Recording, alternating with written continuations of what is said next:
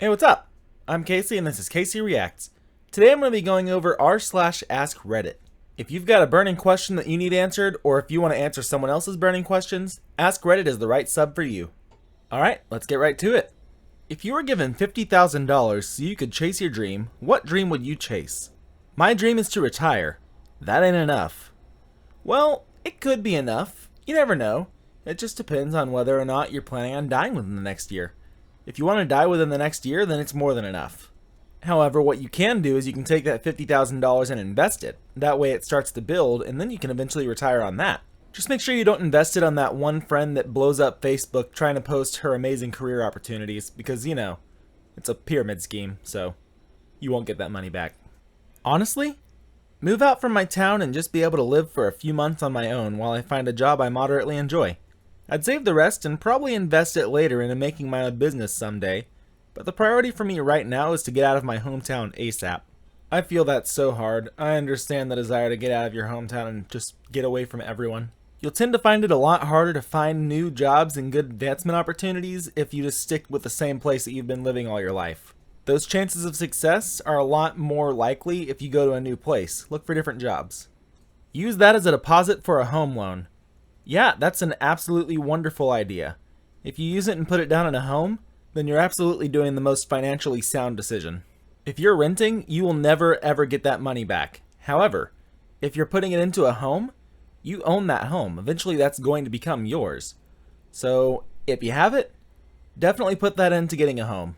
Just make sure you do your research and find out, do I want to live in this place long term? Because there's always the chance of moving, but then you'll have to go through the process of either renting or buying another house and trying to do a mortgage again. Home Depot paint mixers of Reddit. What is the weirdest thing you've had to color match? Overheard while buying paint for my son's room. Lady in front was complaining because the green she ended up with didn't have the speckle.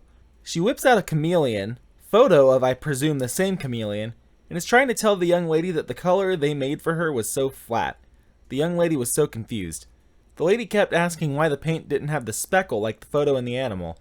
Stood there patiently and watched the staff try to explain what dimensions are, how you can't match the gradient, patterns, etc. with one shade of paint. Yeah, I don't see how anybody can actually expect them to be able to do that. I mean, even great works of art that have multitudes of colors, it all starts from one single color. The artist does that color and then does other colors. If you want that kind of speckling, you're going to have to do it manually by buying more paint at a different shade of green for that speckle. I used to work at a sex shop. We took a dancer thong into a place to color match the shade of pink for paint for the inside of our store. They ended up naming the color Booty Pants. So now I'm kind of wondering, does that particular paint store still sell that color? Did they make it and decide, hey, this looks really good, we're just going to make Booty Pants one of our regular colors? Or have they never ever sold that color again? Personally, if I was buying paint to paint my home, and I came across a color that said Booty Pants, I would absolutely buy it. Older lady comes in with a Ziploc bag full of dirt. I figure she wants us to test its pH or something. Nope. She has a walkway, and when it rains, some of the dirt from her flower bed runs on the walkway. She wants to paint the walkway the same color as the dirt so it isn't as noticeable. I try to talk her into using landscape ties or something to prevent the dirt from getting onto the concrete in the first place. Nope, just wants to paint it. Okay. So I asked her if she wanted the paint to match the color of the dirt when it was wet or dry. It blew her mind. I guess that is a good question. I mean, if the dirt only gets on there whenever it rains, it means that the dirt's going to be wet.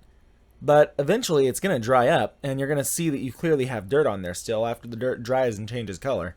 Either way, whatever this woman went with, I guarantee you it did not turn out well. My mom took a can of Campbell's soups to Home Depot to get a color match for the red part. She then painted the kitchen, which was full of Campbell's soup tchotchkes, Campbell's soup red. I feel like before doing that, it might be ideal if she ends up going ahead and saying, hey, maybe I should get a sponsorship from Campbell's before I decorate my entire house to look like Campbell's. Because honestly, I've never met anybody that loves Campbell's enough to decorate their entire house like that without at the very least making some kind of money off of it. What conversation or interaction with a physically normal stranger left you wondering if you'd just talked to something non-human or supernatural, like an angel, a demon, ghost, alien, time travel, etc.? I swear 2 girls working at my local Starbucks are Nordic blondes. Insanely tall, blank stare, both speak to each other without actually speaking, If you make small talk, they have to think for an awkward amount of time to form the most perfect response in a monotone voice. They're insanely tall. You already said that. Their skin is almost the color white, and their eyes are like ice. I told my wife about them if she had seen them, and she hadn't. A few weeks later, she comes in saying she talked to the strangest girl working at Starbucks, almost like she wasn't human. I described one of the girls, and my wife's face went straight to shock and validation.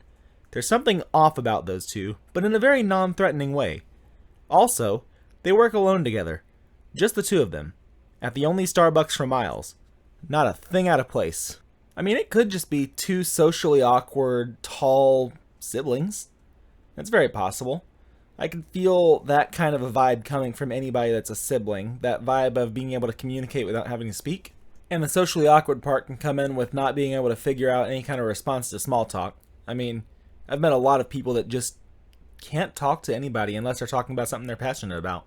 One evening in winter, I didn't leave work till almost 7 p.m., so I was walking home and thought, screw it, I'll cut through the park to get home quicker, even though it's really poorly lit. A couple of minutes into the park, and I hear a group of people behind me and in front of me, and I'm thinking, crap, I'm gonna be jumped. Up ahead there was a lamp post with a CCTV camera on it, so I thought, I'll stop there and at least I'll get jumped on camera. As I stood beneath this light, this really tall woman jogged over and stopped next to me. I'm 6 feet tall and she was way taller than me. She asked me, is it okay if I walk with you? And I was like, sure, okay, I guess. She walked with me to the edge of the park, talking about how dodgy the park was at night. As soon as we got to the edge of the park, she told me to have a good night and then jogged back into the park. It was a really weird experience. I felt certain I would have been mugged or something if she wasn't there. I walked through that park every day for about a year and never saw her again. I love how whenever the woman comes up, you'd think that she's scared and just wants an escort out of the park. But the second that they get out of the park, she's like, I've done my job. Now I have to go in and find other lost souls. Goodbye, friend. I mean, damn, she's probably just a tree spirit just trying to get people out of there safely. Like, hey, I live here. I don't want you to die here. Go, be free. I'll walk with you. Back in 1997, I was aged 8. I shared a room with my younger brother, who was 4 at the time. We used to have our grandparents over for dinner most nights, and it wasn't uncommon for them to stay long after we had gone to bed. They would come and kiss us goodbye in bed when they were going to leave. This one summer's day, I woke up during the night and I saw my granddad. It wasn't unusual, like I said. I said, hi, Granddad, are you leaving now? He came and sat on my bed and said, yes, I'm saying goodbye for now. He kissed me, and then he went and sat on my brother's bed and kissed him as well. Then he left. My childhood intuition picked up that he was a bit sad. The next morning, I went into the kitchen to find my mom crying. She told me that my granddad died last night of a sudden heart attack. I said, how can that be? I saw him last night. He came and said goodnight to me. My mom said that my grandparents left shortly after I went to bed last night. I also remembered that my grandpa had said goodbye and not goodnight. It was quite a shock, but at the same time a little comforting too. I don't remember a lot from my childhood, but this is a memory that I won't forget. Yeah, I've always heard stories about elderly people knowing when it's their time to go. They know and they kind of come to peace with it. They can almost feel their body shutting down and basically say, hey, I maybe have a day or two left, so goodbye. That's kind of what it feels like was happening. Kind of feels like he knew, hey, I don't think I'm going to last, so I should probably say goodbye and just let people know how I feel now. Depressing? Yes, but, I mean, I guess that's just a part of life, right? What's the most dangerous thing you did as a kid without realizing? My mom cleaned a radio station that was in a local hotel. I would usually go with her. Once, a man asked me to watch his dog in his truck and he'd give me $1. I was around 9. I took the $1 and got in the truck with his dog, nice friendly dog. He went into the motel and said he'd be back soon.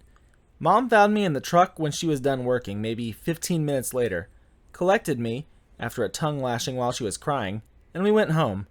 I realized much, much later how bad that could have been. I get how a kid could be naive enough to do that, but how in the world would an adult, if that man actually had no ill intention, how in the world would that adult really think, this is a good idea. I'll pay this kid that I don't know to go and sit in my truck while I'm in the hotel.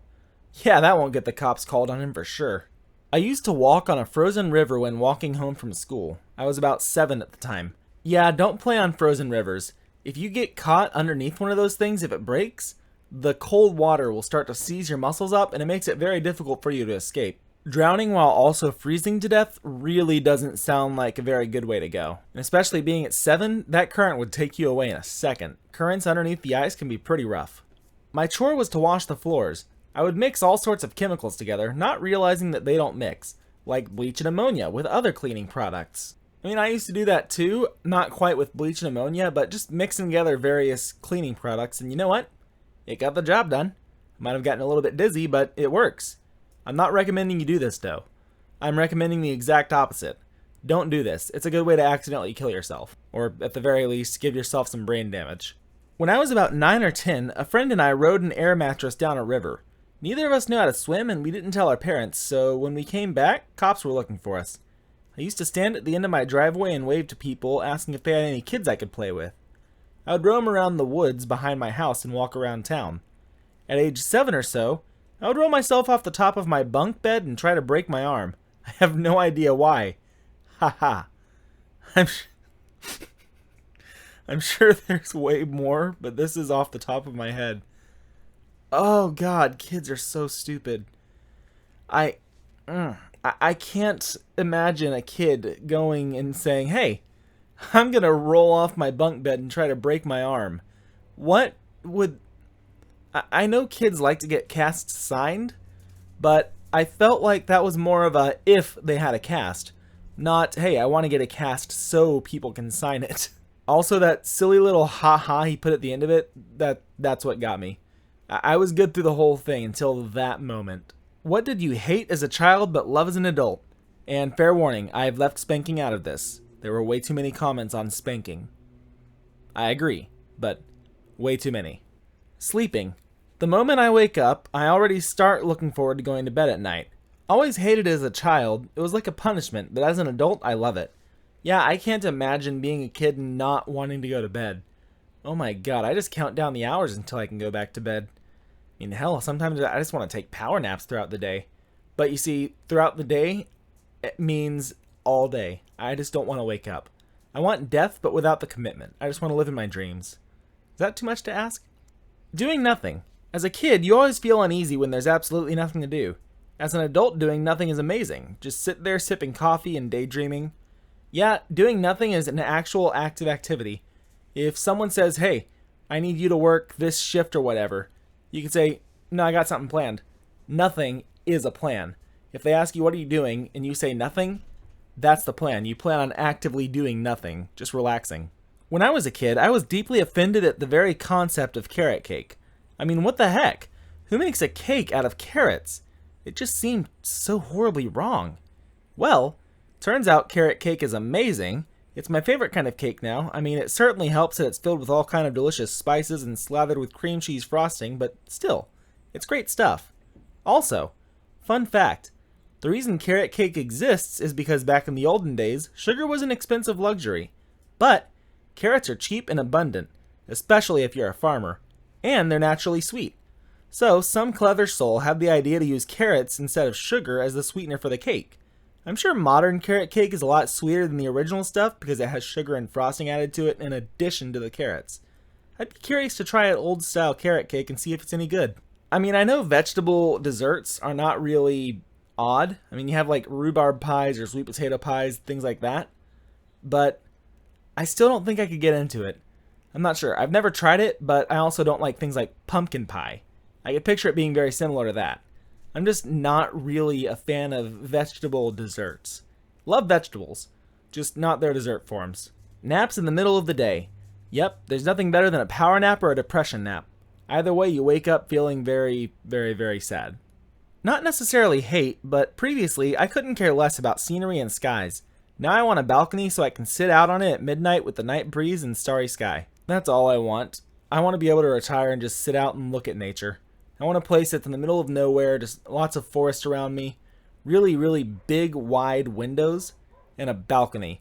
That's my ideal retirement. I mean, also raising a lot of animals, being able to grow my own food and stuff, but just having that kind of a view would be amazing. Alright, with that done, thank you so much for watching. Please be sure to come back throughout the week for more content. Please like and subscribe to help keep this channel going, and don't forget to have a great week.